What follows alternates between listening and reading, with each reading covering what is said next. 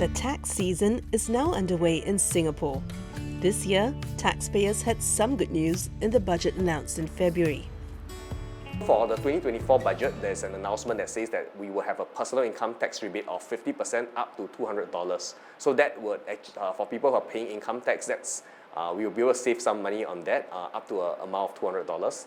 The other one is that the income threshold for reliefs have increased from $4,000 to $8,000. What that means is that previously, if you're claiming, say, for parents' relief and your parent is making more than $4,000 a year, you can't actually claim for the tax relief. But now, yes, the threshold has increased to $8,000. So more people will now qualify to claim for things like parents' relief or grandparents' relief. The first tip to cut your tax bill is to maximize all the tax reliefs you're eligible for. This reduces your taxable income. However, there is a cap on the total amounts of tax reliefs that you can claim in each year of assessment. This amount is 80,000 Singapore dollars. Understand the various tax relief that you can qualify for. To enjoy tax relief, we can also always choose to top up to our CPF account or even our SRS account, which would allow us to enjoy a dollar-for-dollar tax relief up to a certain amount. And that would not only help us to save on our income tax for the next year, but as well build up our retirement savings for the future. The maximum CPF cash top-up relief per year of assessment is $16,000. Taxpayers can top up a maximum of $8,000 for themselves and the same amount for family members. Taxpayers can also top up their supplementary retirement scheme accounts to a maximum of $15,300 for Singaporeans and permanent residents and $35,700 for foreigners. Together, the CPF and SRS reliefs add up to $31,300 for Singapore citizens. Giving to charity can also get you tax relief.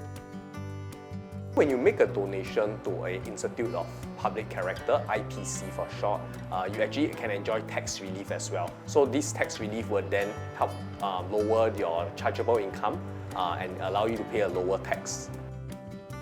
Working mothers can also tap on tax reliefs. This year, they're calculated as a percentage of earned income. But from next year, these reliefs will change to become a fixed sum. So if you are a working mom, you qualify for the working mom child relief. So you need to make sure you apply for it, otherwise you may not get it. If you are a parent like myself and you have multiple kids, you need to make sure that you apply for child relief. And the other thing about child relief is that it's typically you can split it with your spouse. So both of you have to agree in terms of what is the amount of child relief that each of you will get. And here's Timothy's tax saving tip for married couples.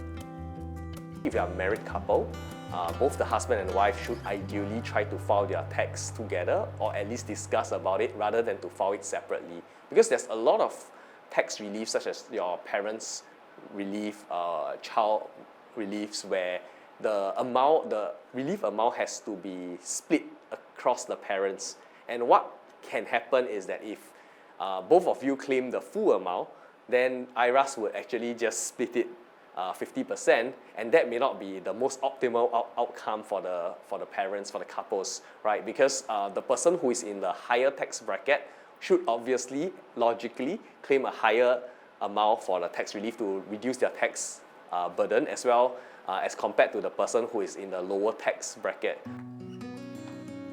It's also important to reassess your tax relief every year to ensure that you're claiming for what you're eligible for. One common mistake that I see people making is that in the first 1 to 2 years after they have a child, they didn't realize that they are now actually eligible for a certain tax relief that they previously was not eligible for, and hence they didn't even apply for it. The other kind of mistakes that I see people making is just simply not understanding what are the various tax relief that they are eligible for. So that can come from a few different reasons. One of the quite common reasons that I see is that as your life stages progress, as you get married, you have a kid, you may be eligible for more tax relief like your child relief, working mom child reliefs, or child reliefs, or even parents relief. Timing matters as well when looking to cut your tax bill. While you can maximize tax reliefs by doing top-ups and charitable donations, these have to be made before the end of the calendar year. So if you didn't get that done before the end of 2023, you won't enjoy the reliefs this time round. But it's a good time to get a head start for next year's tax season. E-filing began at the start of March. The deadline to file your personal income tax submission is 18 April. You should receive your notice of assessment soon afterwards. You'll have to pay up within a month from the date of the tax bill. There are various modes of payment available.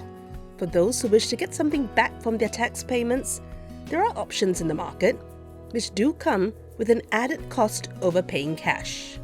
So through companies like CardUp, you can actually use your credit card to pay your income tax, and that allows you to earn points, miles, cashback back. But do note that some of these service providers do charge a fee for this service. So even though you might be earning points or miles from your credit card provider, you might also be paying a little bit more because you're using the services. And for those who have a big enough tax bill to pay, spreading out your tax payments could help you make your money go further. If your income tax is quite low, it might be just more convenient to pay it off at one shot. But if your income tax is actually quite high, there might actually be some logic to actually getting an interest-free installment, applying for an interest-free installment with IRAS, and then you just pay it in gyro over a 12-month period.